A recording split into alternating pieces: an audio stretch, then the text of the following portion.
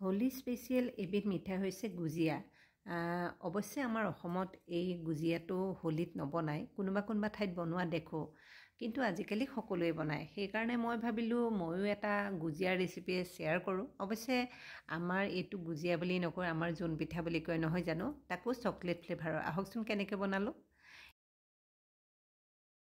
এয়া দেখিছে, মই আটা মুঠি লৈ এনেকৈ সৰু সৰুকৈ ৰুটি বনাই লৈছোঁ। ময়দা লোৱা নাই দেই মই। আৰু এয়া হৈছে ডাৰ্ক কম্পাউণ্ড চকলেট। এয়া মই সৰু সৰুকৈ কাটি লৈছোঁ আৰু এয়া তাৰ মাজত ভৰাই হাতেৰে এনেকৈ চেপ দি লৈছোঁ। গুজিয়া বুলি কয়, জোন পিঠা বুলি কয়, আপোনালোকে যি নকওক, মুঠতে এনেকৈ বনালোঁ। আৰু এতিয়া মিঠাতেলত এনেকৈ ভাজিছোঁ। বহুত বেছি তেল দিয়া নাই, অলপ অলপকৈ তেল দি ভাজি আছোঁ। যেতিয়ালৈকে একদম মচমচীয়া নহয় তেতিয়ালৈকে ভাজিলোঁ। এয়া চাওক, খুব ধুনীয়াকৈ হৈ গৈছে।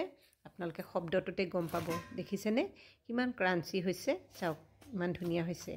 এনেকৈ বনাই মই মাজে মাজে আমাৰ জীয়াক টিফিনতো দিওঁ।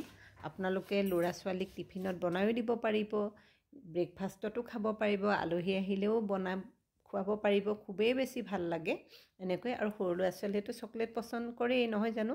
এয়া চাওকচোন, মই ভাঙি আপোনালোকক দেখুৱাই আছোঁ। চাওক, চকলেটখিনি মেল্ট হৈ গৈছে। খুবেই বেছি ভাল লাগে এনেকৈ খাই পেলাই। যদি আপোনালোকে খোৱা নাই এবাৰ খাই চাব, আৰু যদি খাইছে তেতিয়াও কমেণ্ট কৰি জনাব।